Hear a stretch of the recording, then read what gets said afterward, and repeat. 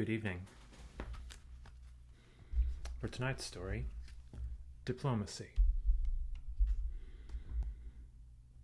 It has been ordered that the execution should take place in the garden of Yashiki. So the man was taken there and made to kneel down in a wide sanded space crossed by a line of tobiishi, or stepping stones, such as you may still see in Japanese landscape gardens. His arms were bound behind him. Retainers brought water in their buckets, and rice bags filled with pebbles, and they packed the rice bags round the kneeling man, so wedging him in that he could not move. The master came and observed the arrangements. He found them satisfactory and made no remarks. Suddenly, the condemned man cried out to him,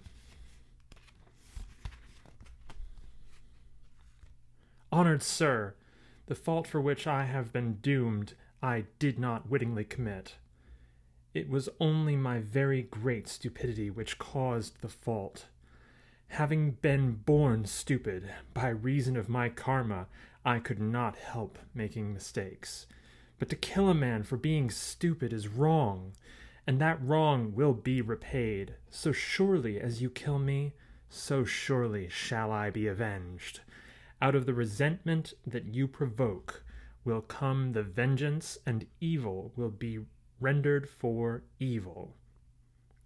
If any person be killed while feeling strong resentment, the ghost of that person will be able to take vengeance upon the killer." This the samurai knew. He replied very gently, almost caressingly, "We shall allow you to frighten us as much as you please, after you are dead. But it is difficult to believe that you mean what you say. Will you try to give us some sign of your great resentment after your head has been cut off?" "Assuredly I will," answered the man. "Very well," said the samurai, drawing his long sword. "I am now going to cut off your head.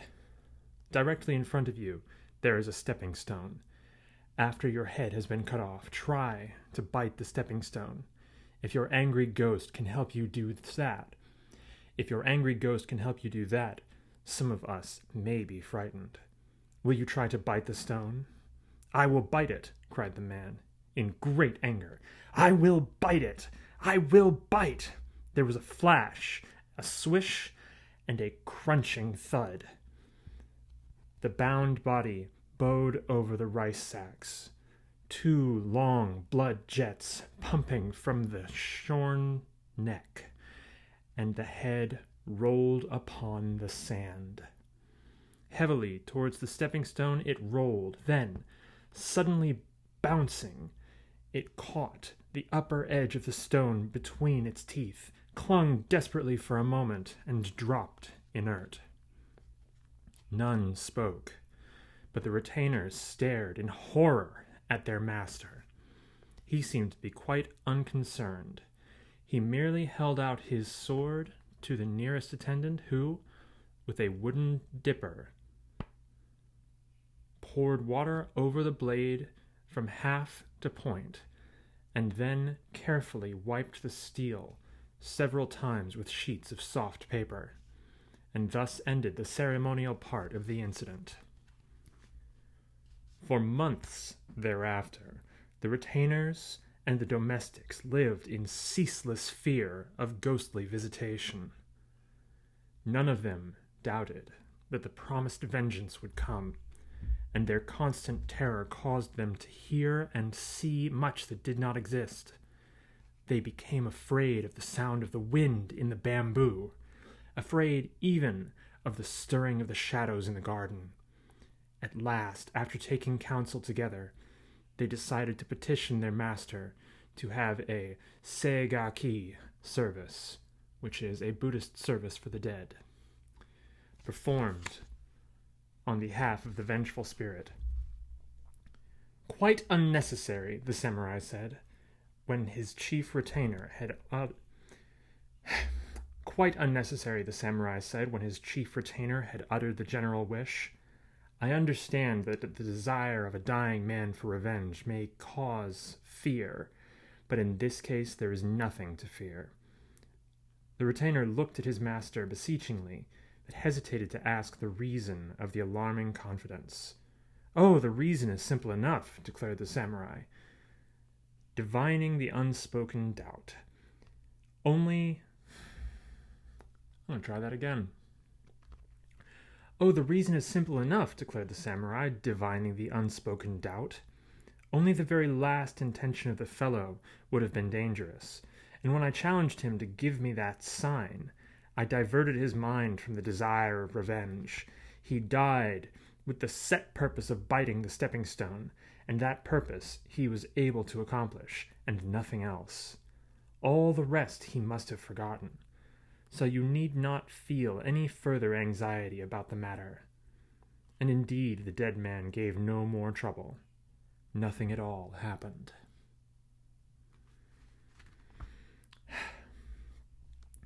Of a mirror and a bell. 8 centuries ago, the priests of Mugenyama in the province of Totomi wanted a big bell for their temple, and they asked the women of their parish to help them by contributing old bronze mirrors for bell metal. Even today, this is